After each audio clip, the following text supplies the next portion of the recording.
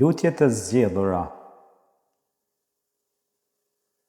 Lutja më e mirë është që prej Allahut të kërkosh mbrojtje, shërim dhe falje në këtë botë dhe në botën tjetër.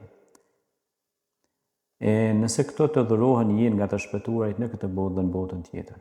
Kurani na shpjegon rastin e pejgamberëve kur janë godit nga ndonjë fatkeqësi, janë nështruar Allahut, janë drejtuar me lutje dhe së shpejti u ka ardhur përgjigjja. Sa për ilustrim po e cekim Ejubin a.s. i cili është sprovuar shumë, është kapluar nga sëmundja, e ka humbur pasurinë fëmijët.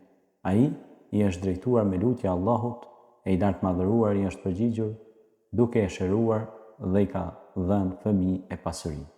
Ky rast përmendet edhe në librin e Zotit. Edhe Ejubi kur e thirri në ndihmë Zotin e vet, me gjeti fatkeqësia, kurse ti je më i mëshirshmi nga të mëshirshmi. Ju përgjigjem nga mëshia jonë dhe fatkeqësinë që mundon të ja hoqem dhe ja dham familjen, dhe krahas tyre edhe aq ja dyfishuam familjen që të jetë mësim për adhuruesit. Zekerian a.s. e mundi pleqëria, gruaja e tij arriti fazën e sterilitetit ku nuk është në gjendje të lindë më. U përmallu për një fëmijë, i kishin humbur të gjitha shpresat, megjithatë Zekeriaja a.s. ju drejtua Allahut me lutje, të sinqertë dhe bindje të thellë, se ai do t'i përgjigjet dhe do t'ja plotësojë dëshirën. Ai ishte i bindur në gjithfuqishmërinë e Allahut, i lartë madhëruari ja pranoi lutjen dhe ja plotësoi dëshirën.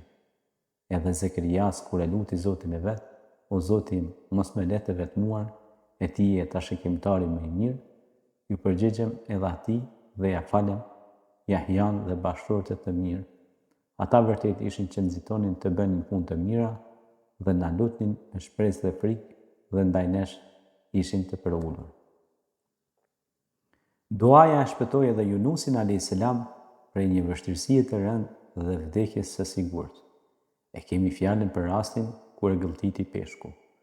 Dikush mund të mendojë se është e paparamendueshme që të shpëtosh nga barku i peshkut dhe thellësia e detit. Por me ndihmën e Allahut edhe kjo pra ndodh. Yunusi a.s.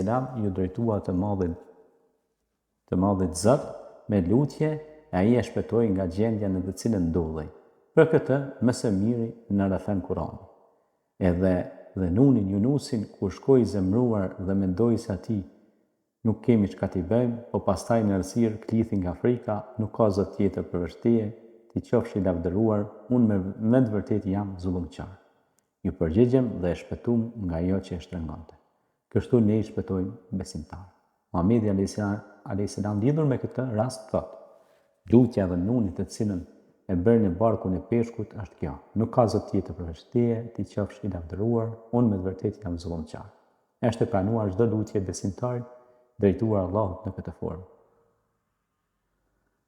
Prandaj, ne si besimtar i lutemi Zotit sepse kemi shembull pejgamberët e Zotit të cilët i luteshin Allahut me lutjet e tyre. Që Allahu t'u ndihmojë atyre dhe ne i lutemi Allahut që Allahu na ndihmojë ne.